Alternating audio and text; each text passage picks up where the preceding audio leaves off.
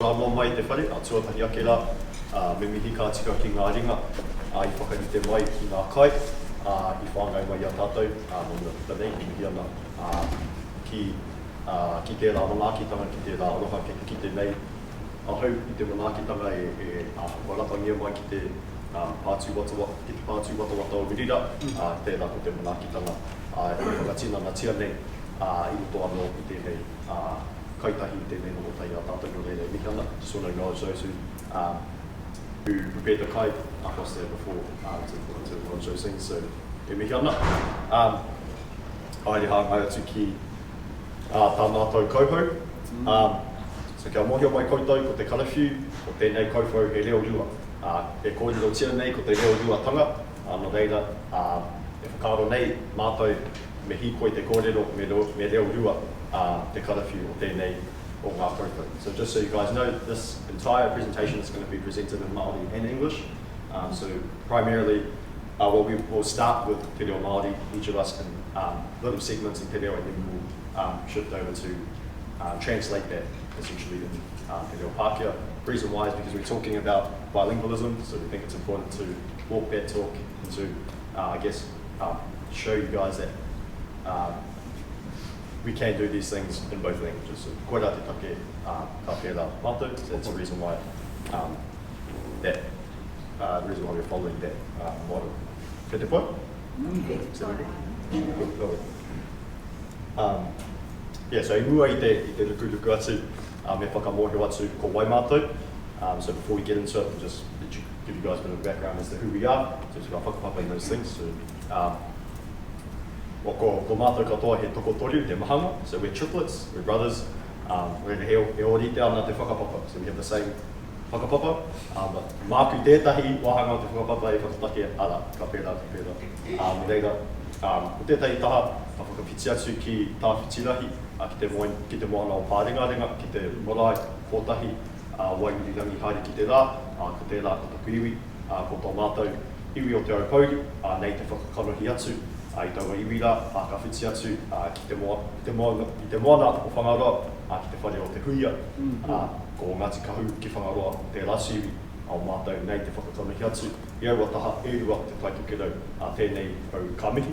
So on one side we hail from Te Aupauri, from Ngāti Kahu ki whangaroa and the whānau. Ko eru tōku ingi. Eru.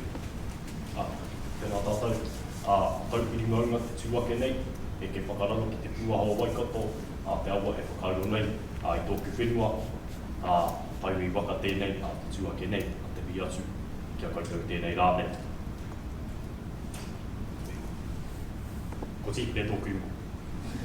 Kia ora tātou, ko rau kumura ki uta, ko rau kumura ki tai, tēnei rā te reo mihi o te whānau o ngaitai kia koutou, reira e ngā auranga te ronga ko aruka mai tēnā ngā rā tēnā tātou. I'd just like to quickly touch on the importance of whakapapa. So the whakapapa that we've just shared from the far north, Tairāwhiti on the east coast and also in Waikato, not only does it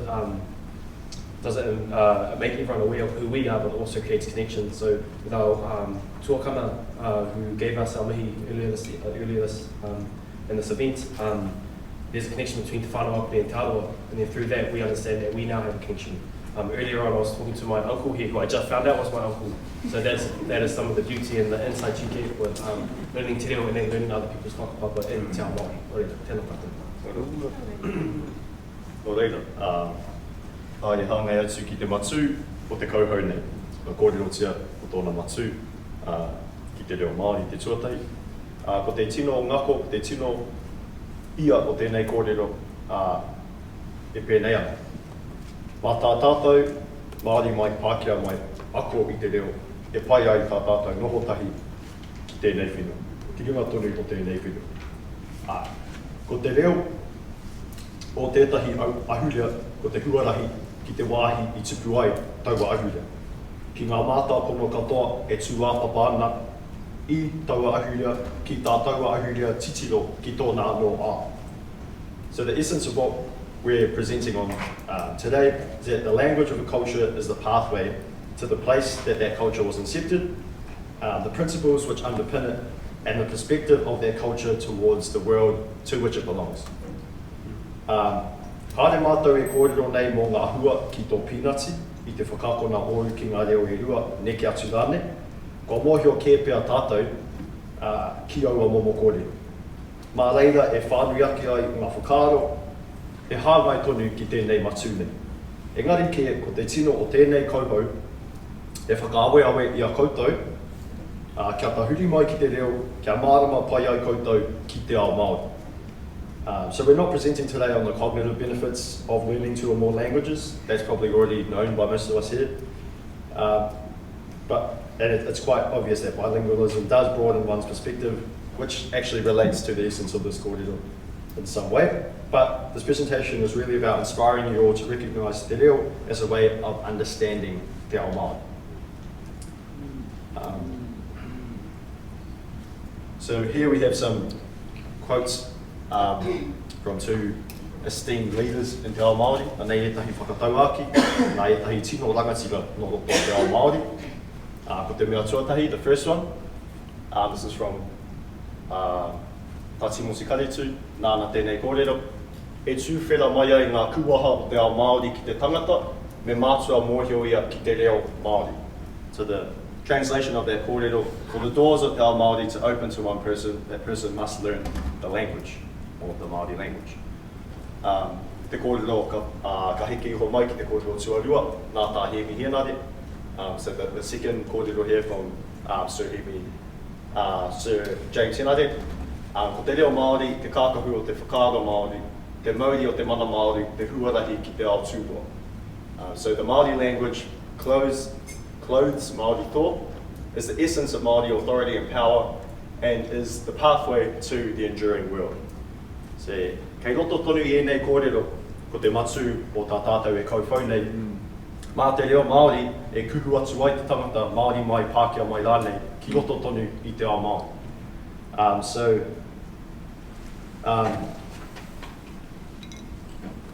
Kāre mātou e ki ana me nā kāhore o reo e harakoe I te Māori, mā te ako rānei te reo Māori, ka Māori te whakapapa o te Pākehā.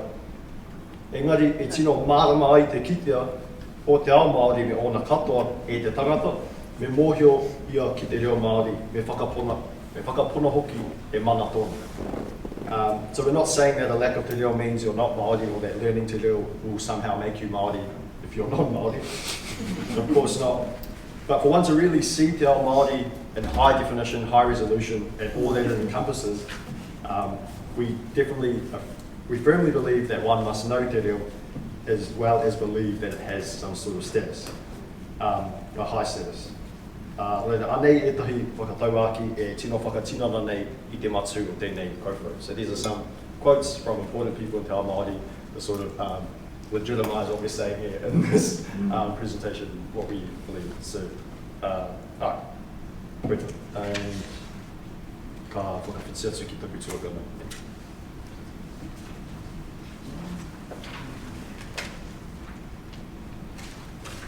Tēnā tātou, ka tīmata taku kōrero ki te whakahua. So I'm going to start my little spiel on pronunciation. Whakaute hea te whakapapa o ngā kupu me ngā ingoa Māori. Respect the origins of our words and of our place names. Ka aroa tu tātou ki ene ingoa Māori nei. Rangi toto, te rangi toto e ai, te ihu o tama te kapua, te wā I kuru taku tupuna, I te ihu o te tupuna taku tuakana nei. Ka rere mai te toto, nā reira I te painga I te rāinga, ki unga ki te maunga o rangi toto.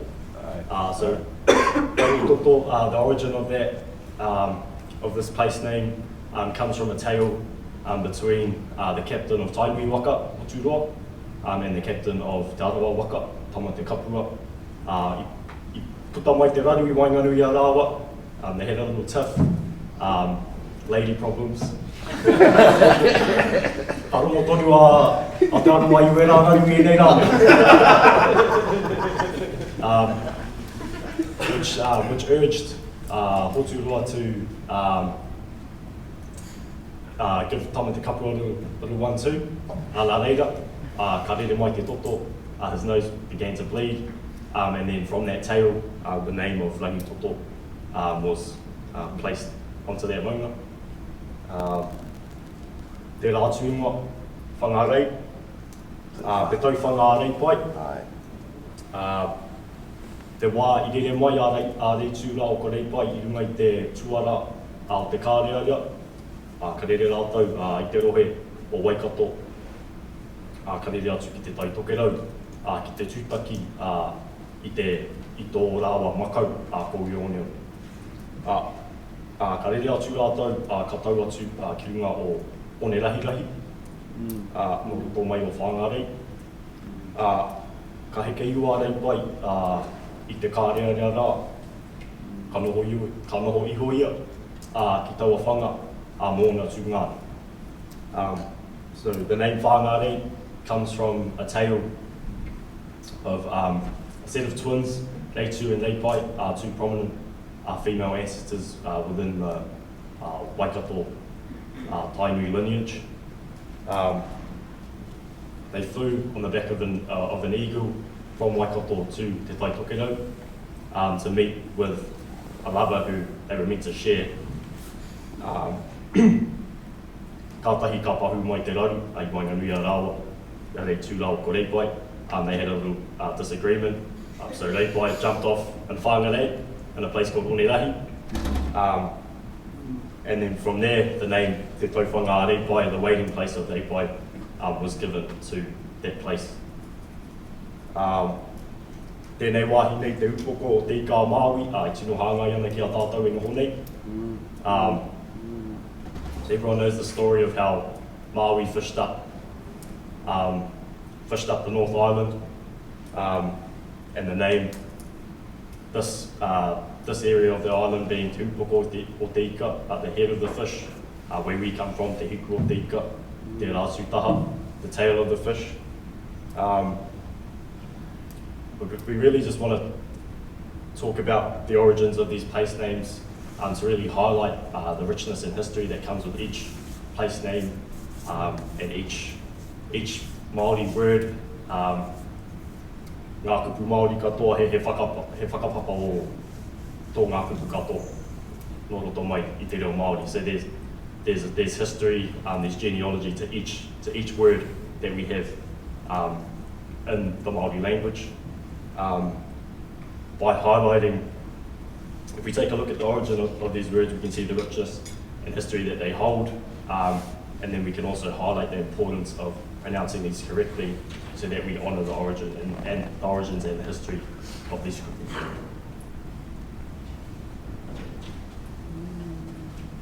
So we're going to do a little exercise now. We're going to have a go at practicing the pronunciation of these words. So māku te tuatahi mā koutou e tō wai. So I'll go first and then you all repeat after me. He te wai. Te kupu tuatahi, rangi toto. Rangi toto. Rangi toto. Rangi toto. Pai, Māori hoki te whakū. So yeah, rangi toto, the rolling of the R is usually something that a lot of people struggle with when they first learn Te Reo Māori. It's something that, it's not impossible. I've heard a lot of people say because they don't have any Māori whakapapa, they physically can't roll their R's. Yeah, that's nonsense. You can do it, you just have to practice. Te rātu, whāngarei. Whāngarei. Whāngarei. Tēnei te mea umaua, te upoko o te ika a Māui. Te upoko o te ika a Māui. Tētahi anō, te upoko o te ika a Māui. Te upoko o te ika a Māui. Ka pai.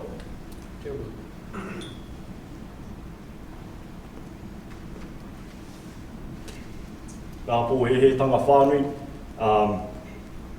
common misconceptions of the monolinguist. Anei etahi o ngā kōrero, ko rongo mātou I roto I ngā tau. These are some misconceptions that we've come across that are commonly shared amongst people that only speak one language, monolinguists.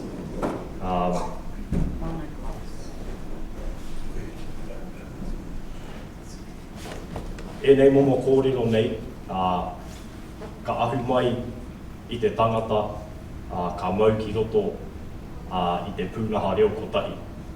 So a lot of these misconceptions are shared by people that are stuck in a single language system for their whole lives.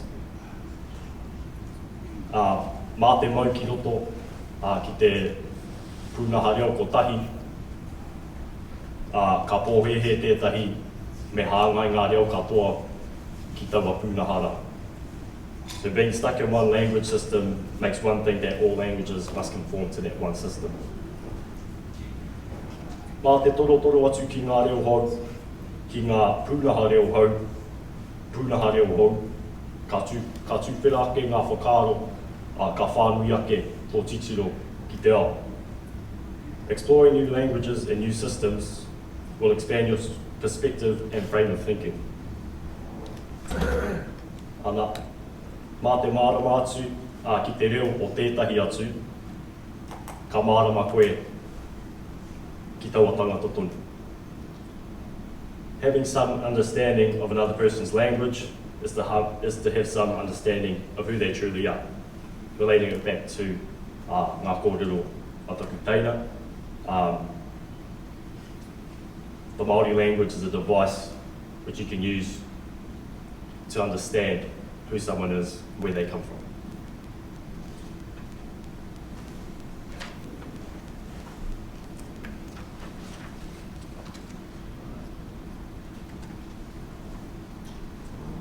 Kia matāra tātou ki ngā whakaaro o tēnā.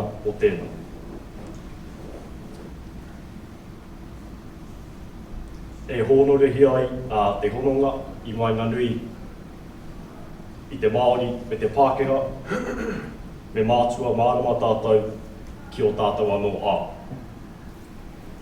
To honour our relationship as treaty partners, we must understand each other's worlds. Ka mutu, koutou e mahi nei, hei mō kai tū mata whānui, ko riro I a koutou te haipapa nui, ara, ko te manaki, me te chaki, I ngā taonga, I ngā hitori, I ngā kōrero katoa e hāngai ana ki ngā ahuria o tēnei whenua. Ka riro hoki mā koutou anō e whakangungu I roto I tēnei ao Māori nei. Furthermore, as public servants entrusted with this responsibility of preserving the culture and heritage of this country, you are also responsible for your own development and understanding te ao Māori. Anei mātou, e tūmata tauwana I roto I te ao Pākehā me te ao Māori. E tae ana rānei e koutou te ki pērā hoki. Here we are, my brothers and I, fluent and competent in te ao Māori me te ao Pākehā. Can everyone in this room say the same? Ko watu te rākau kōrero ki taku tuakana.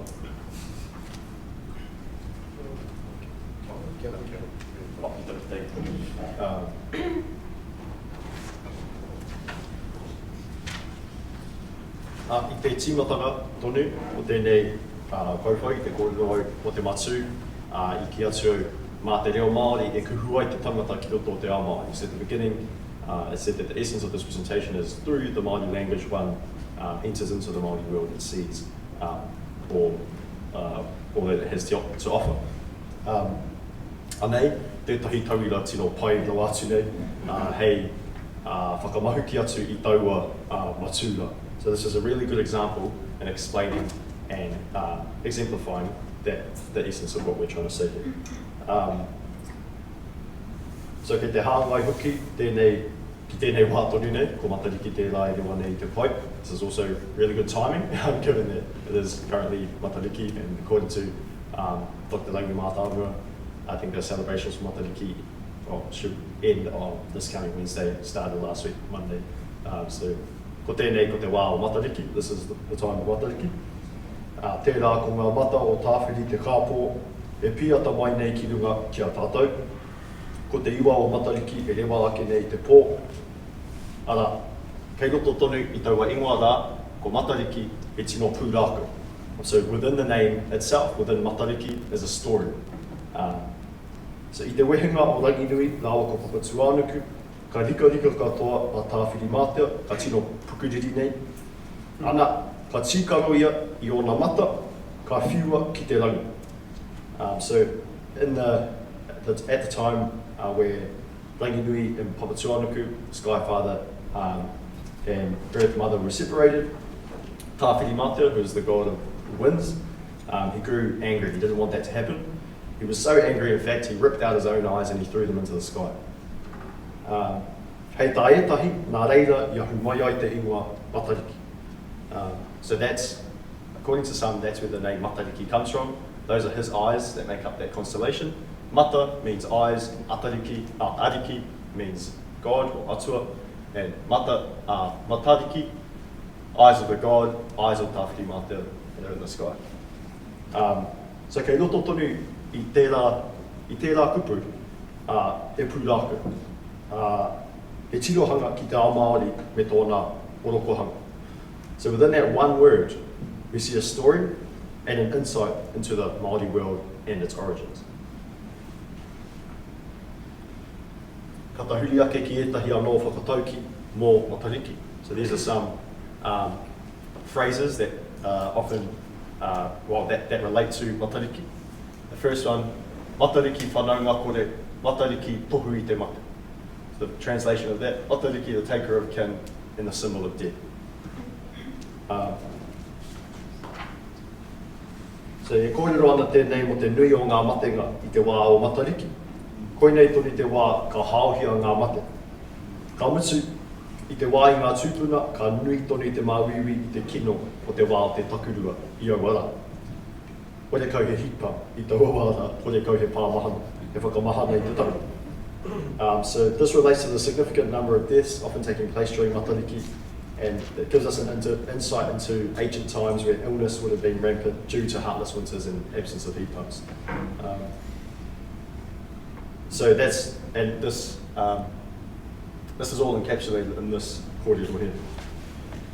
Nei tētahi anō tirohanga ki te ao Māori, so ka tahuri ake ki te mea tuarua, hauhake tū ka tō wā matariki. It's time to stop harvesting as matariki has set. Nei tētahi anō tirohanga ki te ao I noho ai ngā tūpuna Māori, ka tōtahi a matariki me te rā ki te uhu I te marama te kaumā rua o te tau Māori ka mōhio te iwi. Kua tai ki te wā me mutu ngā mahi maha. Me tahuri ake ki ngā whakaritenga mo te wā o te takurua e kainamu ana. So this is another insight into the world in which Māori ancestors lived. Once matariki had set in the west with the sun in the 12th lunar month of the Māori year, the people knew it was time to stop harvesting and to start getting ready for the winter that was fast approaching.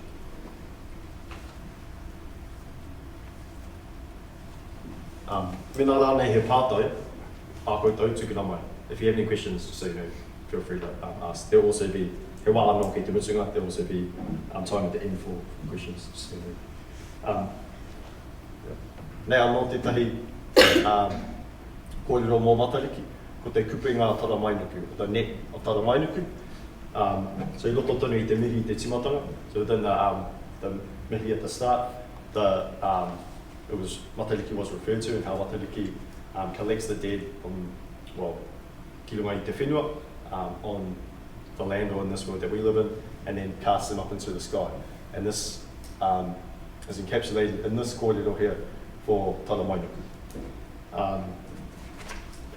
E ai ki etahi ko taramainuku te kāpene o te waka o te rangi, ko tāna he hao I ngā mate o te tau ki tāna kupenga, he whiu hoki I o rātou wairua ki te rangi hei whetū.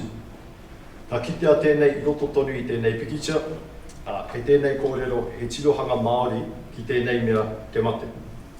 Kei te rangi ko ngā mate e aharihi tonu nei I a tātou I te hungauranga.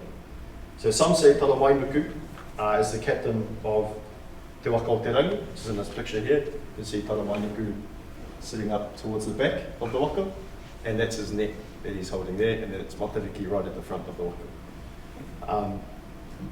And so taramainuku is tasked with gathering those who have passed during the year with his net and casting them into the sky to become stars.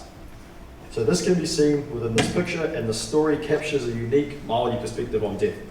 So within the sky, we believe as Māori, are those who have passed on, who are there to guide us, the living, as we go on day to day.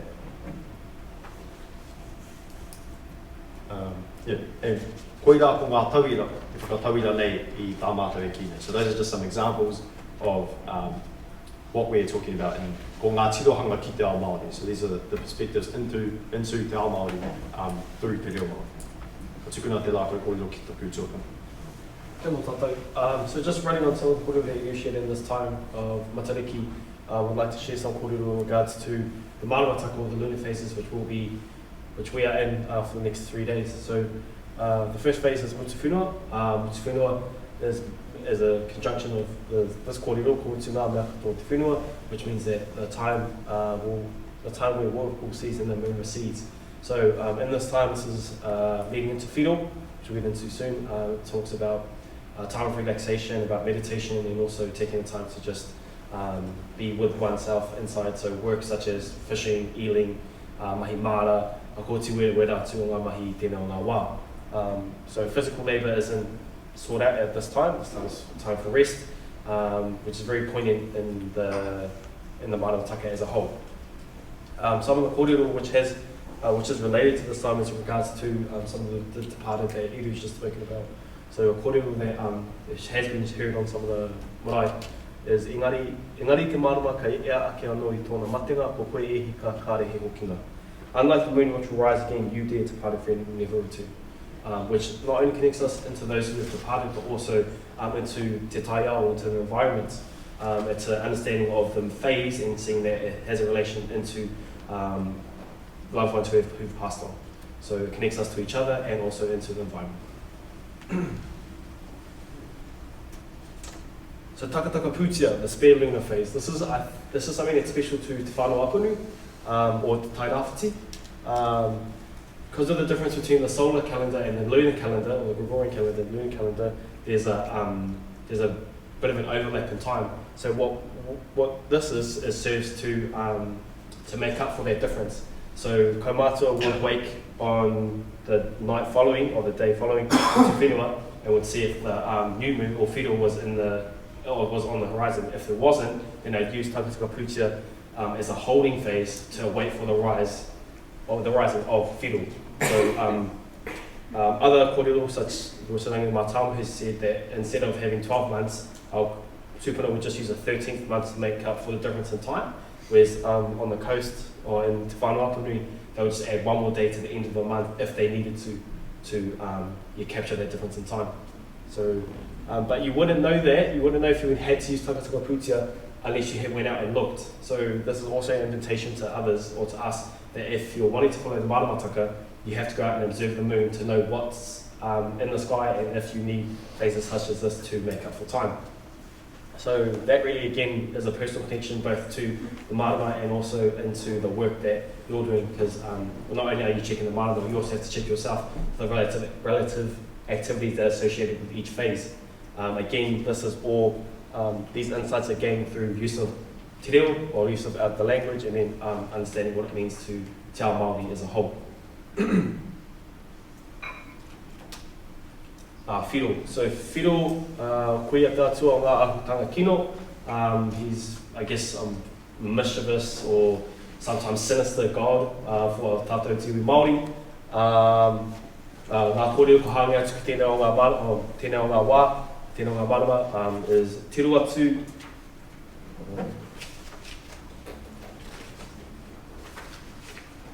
Te ruatu ko whiro tērā e whakatare mai rā I te pai e kimi raru. Look at whiro lurking about the horizon, looking for a chance to make trouble. This phase, because it's a new moon, so there's no moonlight, people would sometimes go out to whai matariki now, which is the worst time to go out and do anything at night. But because of the misconceptions and the not understanding who whiro is, that practice was practice among tātou tiwi or Aotearoa. So this is the worst night to go and look at matariki. The days preceding are the better ones. This is the time you stay at home, meditate. Some people would fast. Some people would just stay at home, noho puku. So those are the activities associated with this time. of reflection and relaxation. So I guess kind of like the key points from understanding Māoridom and then also the language that's used throughout it is that the language used connects us to the environment and each other. So you understand how to operate as a community from what's needed in terms of the kai, in terms of fishing, in terms of what's in the forest as well. And also connects us into those who have departed as well. So to remember those of our loved ones who have passed on. It also, in essence, what Matariki and also the Māoridom is a sustainability model. The framework really is informs us of what's available. So with some of the stars that you had shown up on the slide, shown up about Matariki, they all reflect a certain physical trait here on Earth. So if one star was shining bright, we'd say, oh, okay, eeling's abundant this year. If another star wasn't shining brightly, it would say, okay, fishing's low this year. And that again would tell us, okay, so we can focus our energy and our efforts into eeling and not into fishing, which makes sure that both of those things are replenishing properly. And the opposite of it, or I guess the Western industrial model, is that you go when you're ready, not when the environment's ready. Whereas this is telling us when te taia, when the environment is ready for us to take what we need, not what we want. So that again is tied in for both the Māoridom and Matariki as one. Oranga Māori, so Māoridom informs language, thought and behaviour. Because of the relative activities that are associated to each phase, one person, personally you have to check yourself and say, am I meeting these things? Is this the time for that? Is this the time for planning? I know for us in Te Puni we're trying to adapt to the Māoridom into our working, so we have times for planning, we have times for working and times for rest as well, which is quite impactful and also significant for us in the public sector. We kind of just go all the time. So having time to rest, having time to plan is something significant, and I think it will make a massive change for us in Te Ao Māori and also the use of our language on a wider scale as well.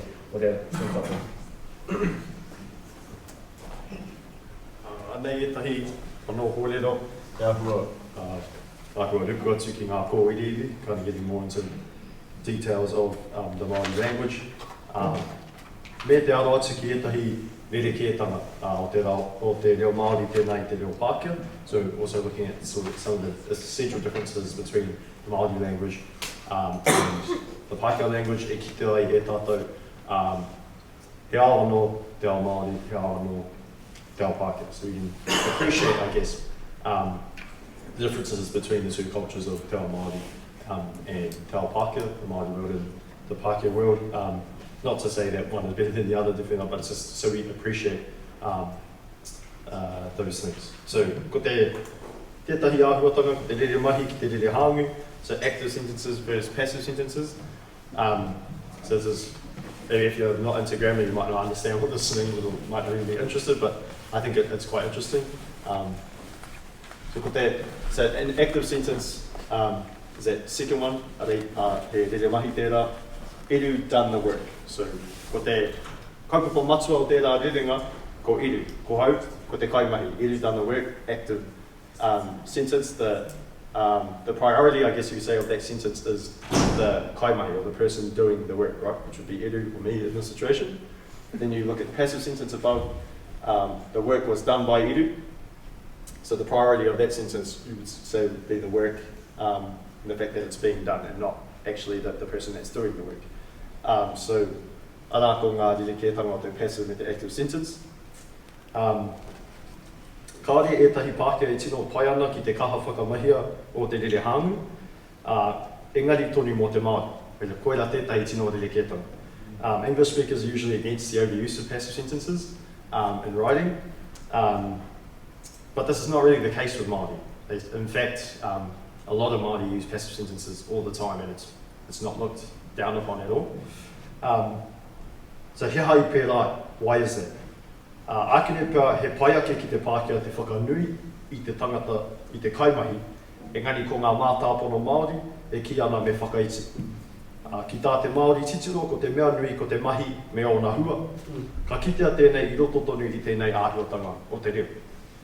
So why why is that? Perhaps the Pākehā worldview lends itself more to accentuating the person or the actor, person doing the work, but Māori values are more aligned with showing humility, and from a Māori perspective, the work and effect of that work is more important than accentuating the actor or the person doing the work.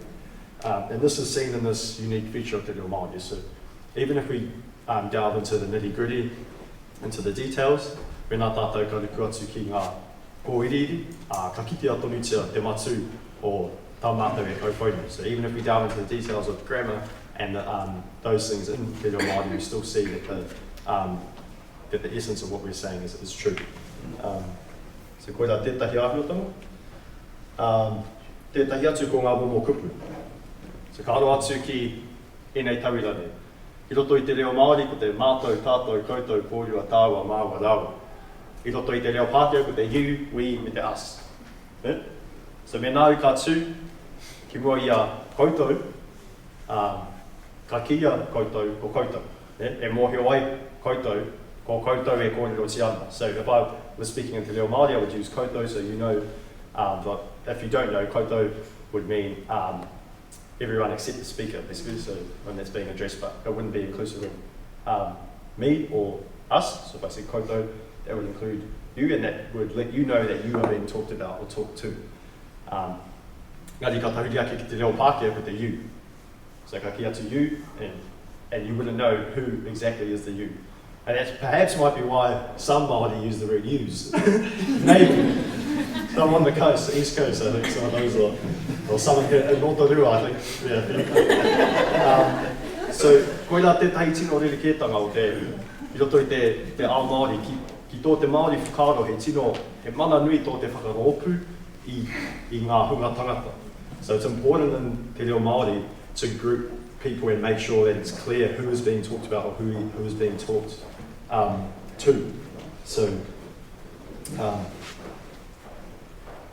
kāre te reo Pākehā hukupu mō ngā momo rōpū a tangata nei, pēnei te reo Māori. Kua mate koe ki te kimi e tahi wā ko wai ki te kōrerotia. So, because there's no equivalent in te reo Pākehā, you do often have to try and guess who's being talked about, you, we, us, or be specific as pointing, you, we, us. But in te reo Māori it's easy because we have words that you can use, and this is quite common across all languages in the Pacific. Ko ngā reo katoa te mōna nui ake wai pēnei ana. So that's one difference that we could point out. Me nei kupu pēnei te mua me te muri. So, ia ki te whakaaro Māori, ko te mua, ko te kupu mua, tērā kupu mō ngā mea kei kone. So in the Māori language, mua means things that are physically in front of you, but mua, in terms of time, means past, so past times. So kei roto I te reo Māori, ko te mua, ko te wā kua hipa. Which might be a bit confusing for some people, because tērā tukupu ko te muri. So muri physically means things that are behind me, ko ngā mea kei reira. Kari a wā nei ko te muri, ko te wā kei ruatonu ia, so ko te future. So muri means physically behind me, but muri also means the future. So that's confusing, right, if you think about it, but it's actually explanatory of a Māori way of thinking about time. So koe rā ko te whakaaro Māori ki te wā. So ko te ki ana te Māori, ko te wā kua hipa ke e ki te ana. So āhua hi koe whakamuri ana te Māori ki te muri. So it's sort of like from a Māori perspective, you're walking backwards into your future because you can't actually see it, but you know your past, you know your tupuna, you know your whakapapa, and they're in front of you and that's what you know. But you don't know your future because it's behind you and you can't see it. Well, we haven't seen it yet. So koe rā, tētai tino whakaaro Māori, I roto toru I enei kupu e ruanu. So you can see this, these tiny words, they have encapsulated within them is this wider perspective and this wider Māori ethos. Me te ia, so ko te ia, koe a tētai pronoun, he tūpau mo te tū ingoa. Gender neutral nei, so kāre he here, ki te ira tāne, ki te ira wahine rane, te ia him or her.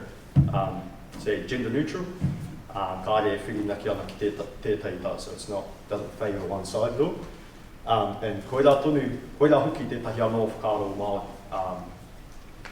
Kāre te Māori, e kaha whakawai te tangata o tana ira te take. So if we go back to these words, then we're reminded that actually, from a Māori perspective, these things such as sexism, chauvinism, it didn't actually exist within the Māori mode of thinking historically anyway. So these things I think we should treat as reminders, and also he tirohonga ki te ao Māori's perspectives into te ao Māori, the way of thinking as a Māori. Me te mana me te mauri, so mana often loosely translated as authority or power, mauri sometimes essence of life. So koe rā tonu etahi o ngā whakapākeatanga, engari he uaua te kapo I te iao I nei kupu ki te reo Pākehā. So it's still really difficult to encapsulate the essence and the width and the breadth of the meaning of these words in the English language. So it's just, again, highlighting those differences. Kei te aro atu ki ngā rere ki e tama. Koe. Atukuna ki taku suatana. Ko te ā me te o tētahi o ngā tino taipitopito te reo Māori.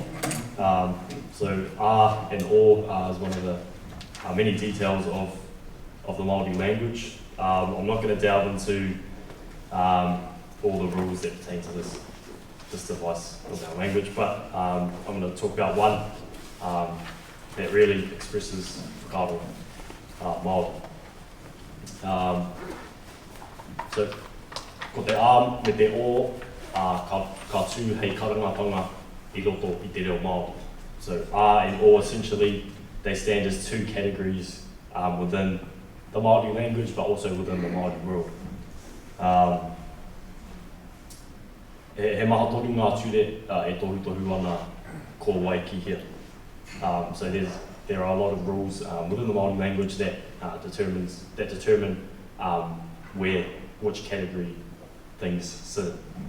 Ka kōrero hia tētahi āruatanga o te āru me te o e tohu ana māwai, āwai, e manaki, e chiki. So one of the rules within defining things that sit within these categories has to do with highlighting who is the caretaker of someone else or something else. Etahi tauira, iri ana ki runga nei, tāku tamaiti. So if you see tāku, got the long ā there, e tohu ana kei te karangatanga ā e noho ana. So that's telling us that the tamaiti sits from the perspective of the parent, sits within the ā category. So if something from your perspective sits within the ā category, then that means you're responsible for looking after that thing that sits in that category. For example, your child. So tāku tamaiti, tāku mokopuna, tāku I rāmotu, your grandchildren, your nephews or nieces, your kids, tāku tauira, your students if you're a teacher, āku kaimahi, so if you're a manager or all of your employees that you're responsible for that sit under you on the hierarchy, you're responsible for looking after them. E ko te tauaro o tērā, ko te o, ko ngā mea e noho o ana I tō tirohanga, mā rātou koe e manaki.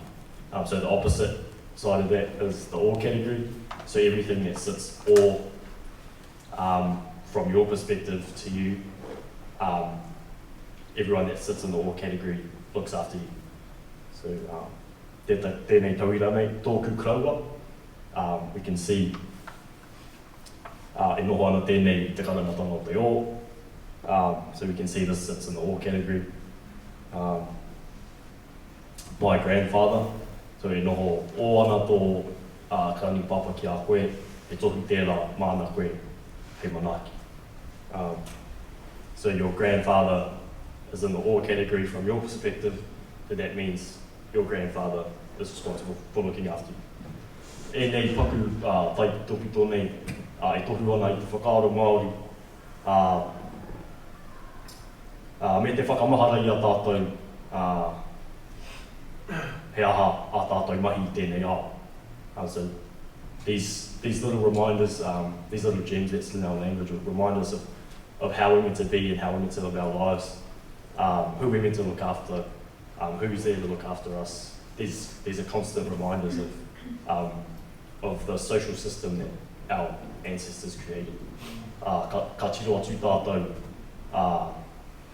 ki ngā whānau Māori noho pōhara nei, e tāpāngi ana e te oranga tamariki wera aro mana tū, kei te ki te tātou kāre Reoruatanga e hāngai ana ki e nei e pūkana mai nei I runga I tēnei whānau. So if we look at the current state of the majority of whānau Māori living in poverty, living in abusive households, if we look at that current state and we compare it to these symbols, these tohu that intertwine into our language, we can see that this current state is not how things are meant to be. But if we go back to the roots of our language, if we go back to who we are, then we can see what Te Ao Māori how we should be, what state we should be in this current time. So some of you might be thinking, he nui wēnei kōrero, he aha kei te hāngai ki te Reoruatanga. So a lot of you might be thinking that there's a lot of kōrero being shared today about te matariki, te manamataka Māori. How do these all relate to bilingualism? Ka kia ki te kōrero a taku teina, ko te reo Māori, te kuaha ki te ao Māori. So what we've talked about today is essentially all the things that are on the other side of that door that Evi referred to before. And the key to that door is te reo Māori. So yeah, if you want to get in and get amongst the richness that is Te Ao Māori, I encourage you all to reach out, give it a go. Hākua te iti, hākua te nui. Tūwhitia te hopo, ākina, tēnā watu.